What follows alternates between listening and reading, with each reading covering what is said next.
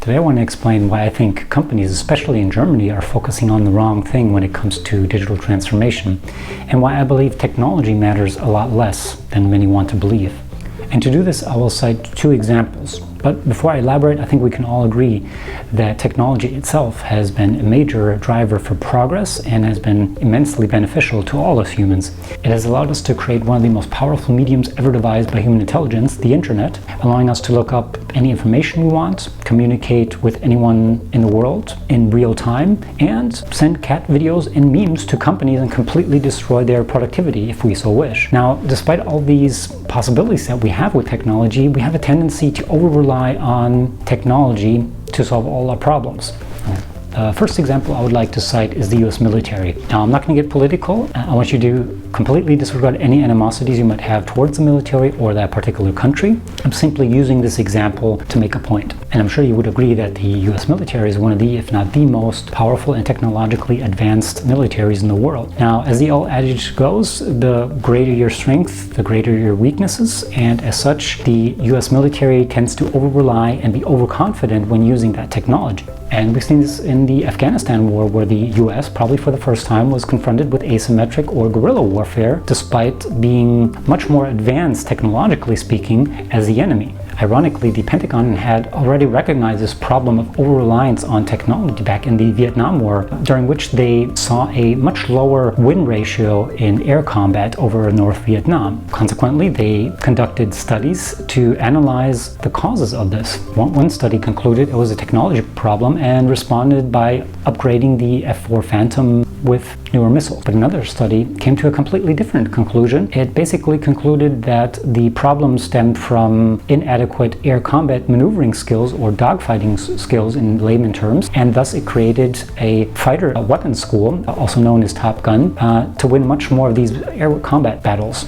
So what do we learn from this example? Well, for one, don't rely on technology to solve your fundamental or essential problems or inadequate competencies that you have in your company. Technology in itself is an enabler that amplifies your competencies or the lack thereof. Now, the second example I want to cite is photography and videography, for that matter. And this market has been flooded with innovation recently, with video drones from DJI, or motorized gimbals, or think of mirrorless cameras that rival the performance of current DSLRs. And all these technologies has democratized and made photography and videography much more accessible, along with making it much more affordable than, say, 20 years ago. And you can see lots of young people creating high-quality content with their cameras, for instance, or their drones. But the drawback is you can see a lot more people focused on technology than the actual fundamental skills. So even though you have maybe a smooth, cool drone shot, the end result tends to be messy and disorganized at best, despite having this awesome technology. And this creates an even bigger problem. Because technology has made it so accessible to much more people, you have more competition. And now everyone's creating good quality content. So in order to stay ahead of the competition, you need to focus on the fundamentals. So instead of buying a video drone or motorized gimbal, you should buy a boring tripod, because it forces you to think about the fundamental. Shot composure. How is the lighting going to be? What ISO I have to be at? Or what is the aperture speed going to be?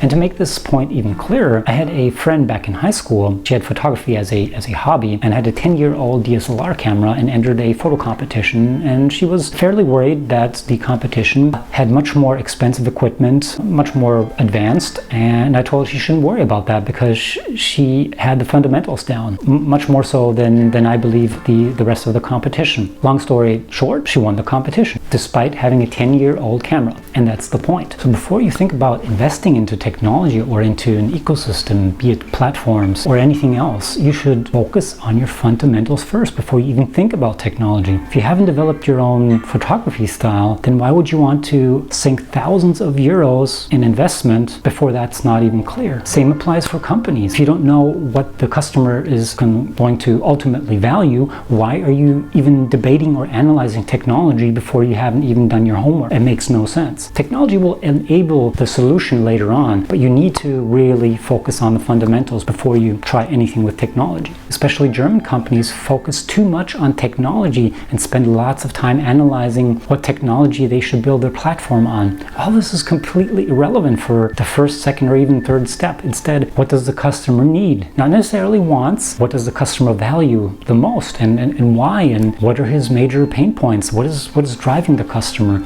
Spend at least 2, 3, 4, 5 months on these questions and actually listen to the customer. So to sum it up, learn the fundamentals first and get the essentials out of the way before you start applying or even thinking about technology. If you enjoyed this video, please like, share, and follow me on LinkedIn so you don't miss the next videos. And if you think you know somebody that could profit from this video, tag them in the comment section. And other than that, if you have any ideas for new topics, startups that we should highlight or comment on, please let me know in the comment section. Until then, see you in the next video.